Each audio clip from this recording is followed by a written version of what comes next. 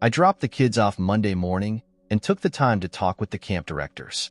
I explained that I was having serious problems with their mother involving faithfulness and possible DUs. I tossed that in for effect. It definitely got their attention. I told them I'd be filing for divorce today or tomorrow, depending on when she dragged herself home. I wanted to shield the kids during the initial days of anguish.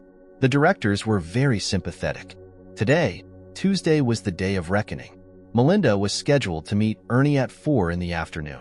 I spent that day getting all my ducks in a row, divorce papers ready, locks changed, bank accounts and credit cards taken care of. This was a day Melinda would never forget. I checked my watch again.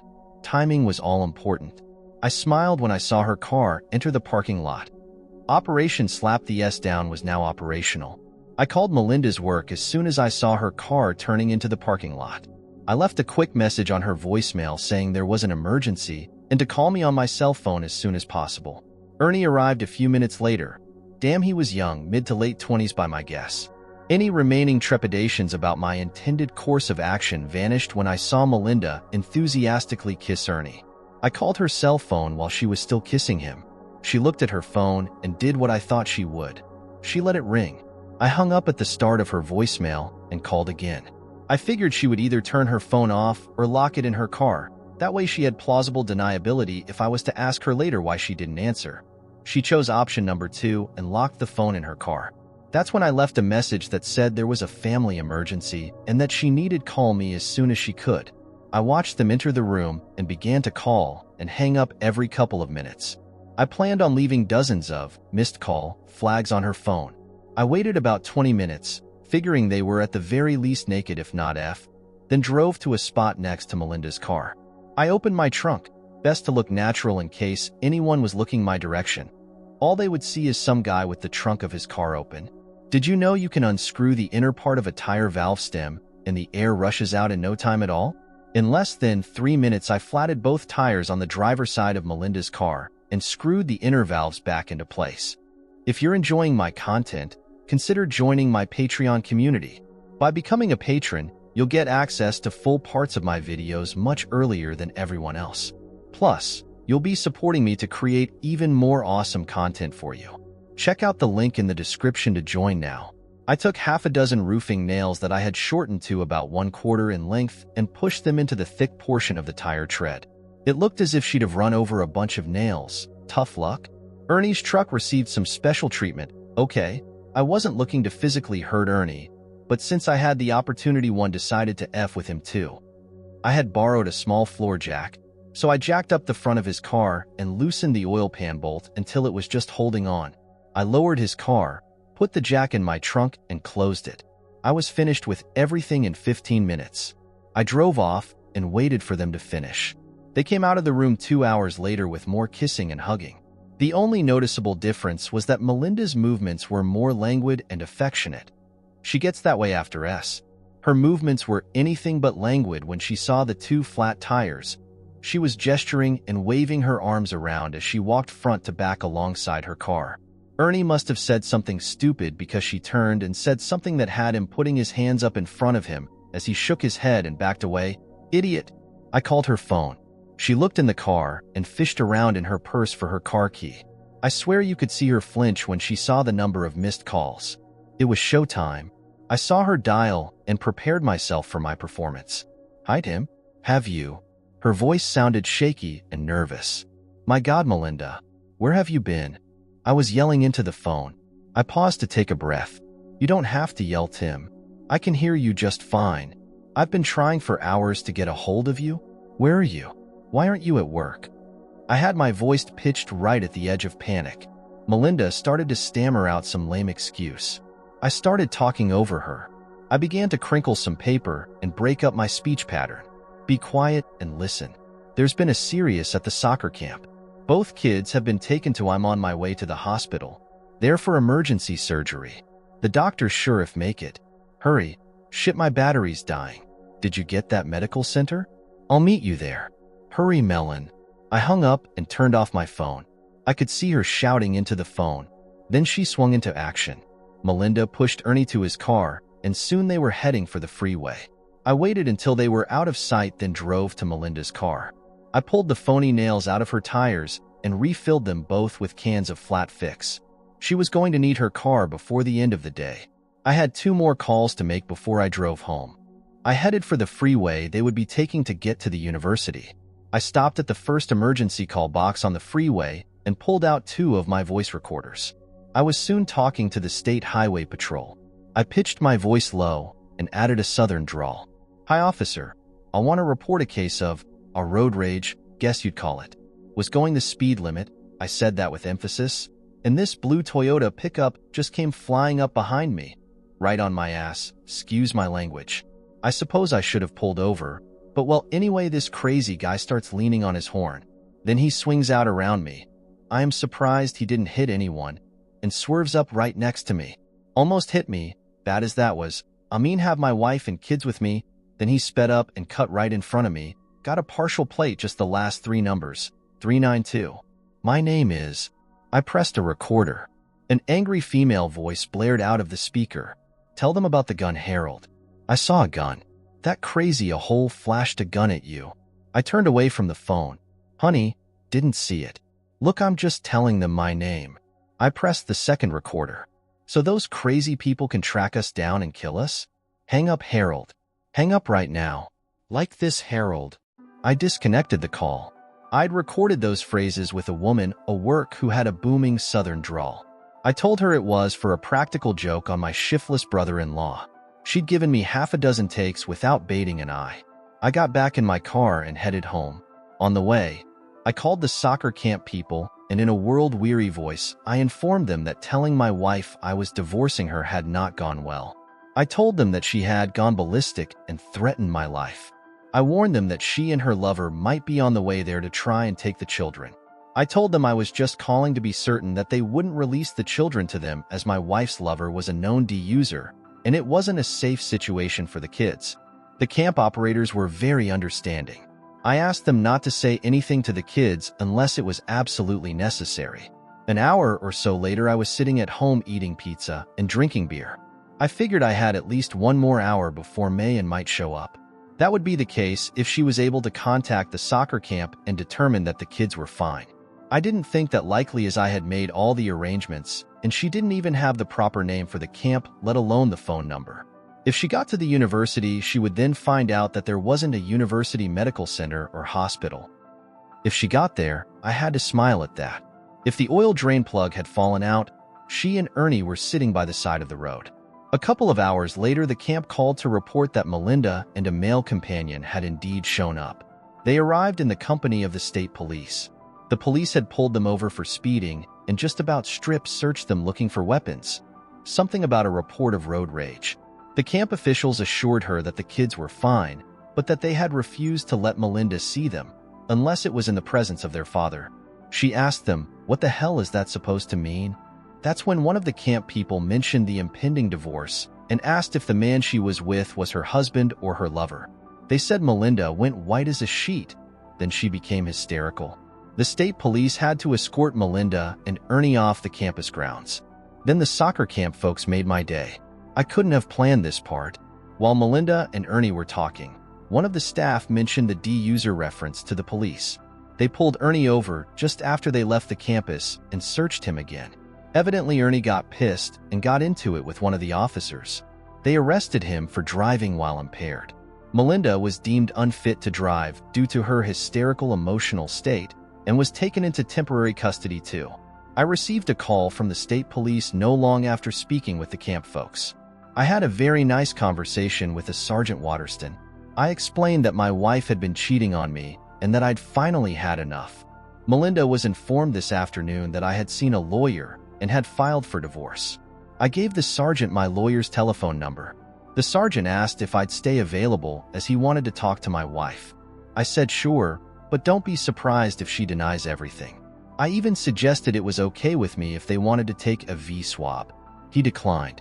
A half hour later, he called back. They were releasing Melinda and that my wife wanted to talk with me. I told the sergeant that she was free to call my lawyer at the number I had provided. He kind of laughed a little when he asked if I was coming to pick Melinda up. I informed them that her car was in the parking lot of the motel where she'd been with her lover. He chuckled a little at that. 10 minutes later, The phone rang and I saw Melinda's cell number on the caller ID. I picked up and said nothing. Finally, after a long pause, I heard an inhalation and Melinda's quavering voice. "Tim, I don't know what you think is going on, but please don't make this any worse than you already have. Your adultery has destroyed our family, you stupid." I hung up and turned the ringer off. I would have loved to see her face when she heard the new answering message on the machine. "Hi, this is Tim. Melinda no longer lives here. Her cell number is..." It was 2 in the morning when I heard someone, guess who, pounding on the front door. I walked to the door and shouted through it, "Your things are in the driveway." I'd packed, stuffed, her clothes into a bunch of trash bags. "Take your cheating ass and go away. Tim, please let me in." Melinda sounded absolutely exhausted. "There's been a terrible misunderstanding. We need to talk. I love you, Tim. Please." We went back and forth. I didn't budge. Finally, I replayed part of a phone conversation I'd taped when she was driving in her car. She was talking to Ernie and saying how much she loved S and F him. I turned the volume up loud when it came to the part where she said his was so sweet. Melinda started to cry. I told her to get her stuff and go stay with her lover, or whoever else she was F. She finally left telling me that she was going to her parents and would be back tomorrow to straighten this all out. The next day didn't quite work out the way she intended. Actually, none of the days that followed worked out for her. I was as relentless as I was unmerciful. I had her officially served at work on Thursday. That little stunt had her waiting by my car at the end of the workday. She was furious. "I have nothing to say to you, S." I was quite pleased with my ability to remain calm. "Don't you dare talk to me that way. I can't believe you had me served at work. Do you have any idea what you've done?" She was as angry as I've ever seen. "What I've done? I'll talk to you however I chose. Would you prefer, stupid W?" "Tim, I admit that I may have made a mistake. We can work through this. I love you, Tim. Let's stop this silliness and..." "Silliness? You're a cheating, stupid W. If I give you $20, will you go away? How dare you? I am your wife, Tim. I am the mother of our children. Now they are going to be coming home tomorrow and they are going to find... me. They are going to find just me. I imagine you, the stupid W, will be on your back somewhere with lover boy. Tim, please stop calling me names. It's not going to help us. We need to talk about this. I realize you're angry and upset, but we can work through this, Tim. Our marriage can be stronger for this. Would you listen to yourself, you stupid W? Stop calling me names, Tim. Okay, answer me this." I glared at her with an intensity of hatred that surprised even me. She wilted before me. "You chose to be with another man. By doing this, you risked everything. Our marriage, our family, my love and respect for you. My health. By the way, dearest, I've been tested and I'm clean so far. HIV testing is a 6 months wait." She paled at that comment. "You risked everything. What did Loverboy risk?" No, it's not like that." Melinda was shaking. "You risked everything? He risked nothing. What did you get? Tell me what you got. You're about to lose everything, Melinda. What did you get from your lover? What did you get for throwing all of this away?" She just shook her head, unable to speak. "That's exactly right. You got nothing? No jewelry, no trips to romantic locales, no cars, nothing. No secret bank account, no suitcase full of money. Not one damn thing, did you? You got nothing.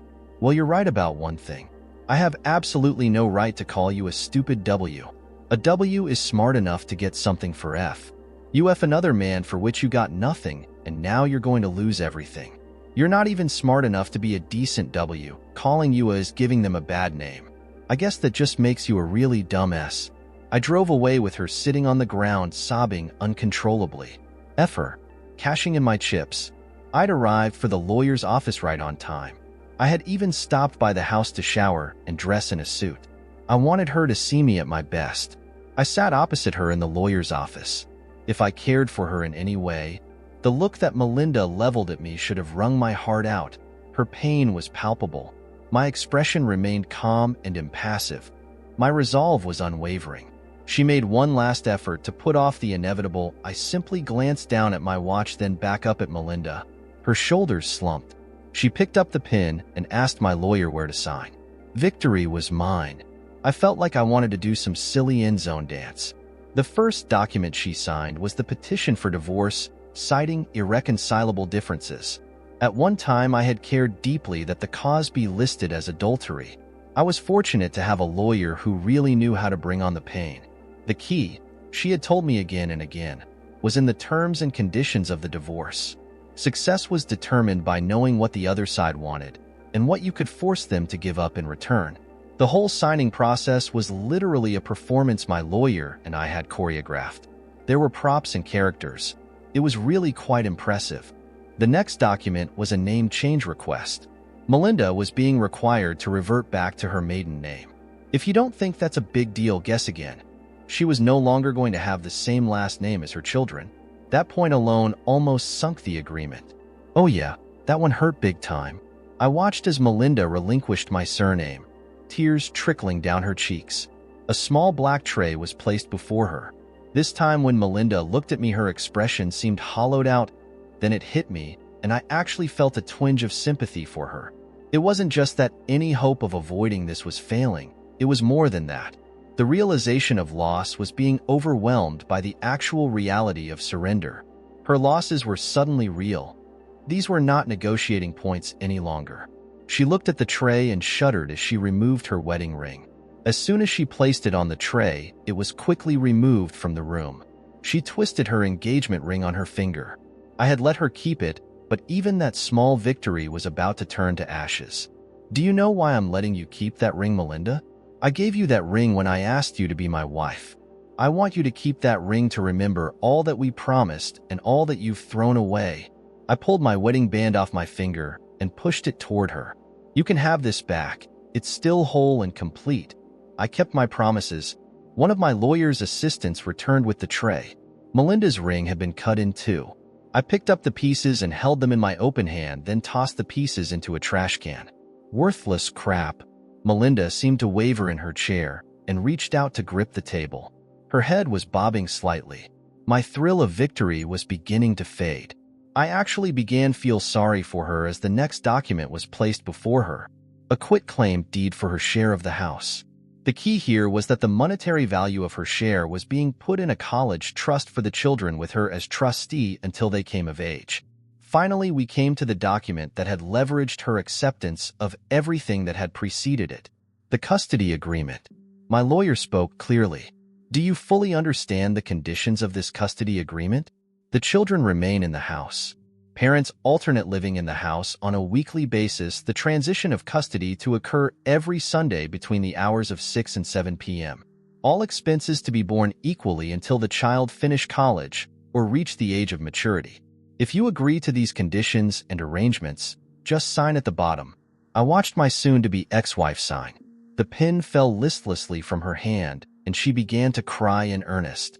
Defeat is not a pretty sight, and it lasts a long, long time. I had been a step ahead of Melinda from the moment she exited that motel room with Ernie. My position was unchanging, divorce and controlling custody of the kids.